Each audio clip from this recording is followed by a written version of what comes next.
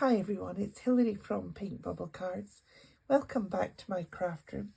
If you're new here, welcome, and if you're returning, thank you. If you enjoy paper crafts, please consider subscribing and please click the like button below. So the weather has been glorious and we've been doing a lot of work on not just the garden but the allotments. We've got a little starter allotment just to see if it's something that we're interested in. I also cannot get rid of this cough. I've had it for weeks and weeks and weeks, but it's just not shifting. However, we're not doing a lot of crafting, but I needed to make a wedding card for the wedding we're going to next week. And we are going to, this is the wedding that I did the invitations. So I've made it the same as the invitations. So that is a sort of linen card and the teal. Now the invitations themselves were very simple, very clean, classic. So I've pulled this die. Now this is from a much bigger set.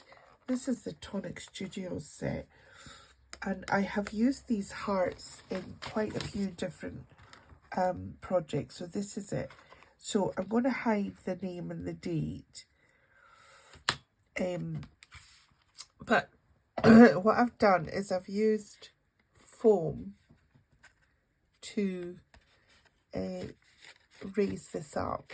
So we've got the teal behind, we've got the heart cut into the linen card, and we have got the printing. So congratulations, the name of the groom and the bride and the date, and that's done in the same font as their invitations. Now this took ages to do purely because I wanted to try and print in gold, which means I have to use my Scan and Cut or my Cricut Joy, and honestly it was a nightmare. So I ended up just printing it in black on my printer. The Scan and Cut had detached itself. So you've got the canvas workspace on the laptop and you're supposed to be able to send the images to the Scan and Cut and they arrive at the Scan and Cut for you, but it didn't work. So I had several attempts and actually it ended up with my husband sitting at one machine and me sitting at another trying to get them linked up. So they are linked up, but then I couldn't get it just to print in a single line. It was printing as if it was a border and a fill, and I didn't want that. I don't know Canvas Workspace well enough to figure out how to do it. So after a lot of having, I just cut 4 3/4 by 6 3/4, and I put that in the printer because I could position the text exactly where I wanted it. And then I die cut the heart. And now that I'm looking at it, do you think that heart is squint? I think it's maybe a wee bit up on that side. Never mind. That's the card I'm doing.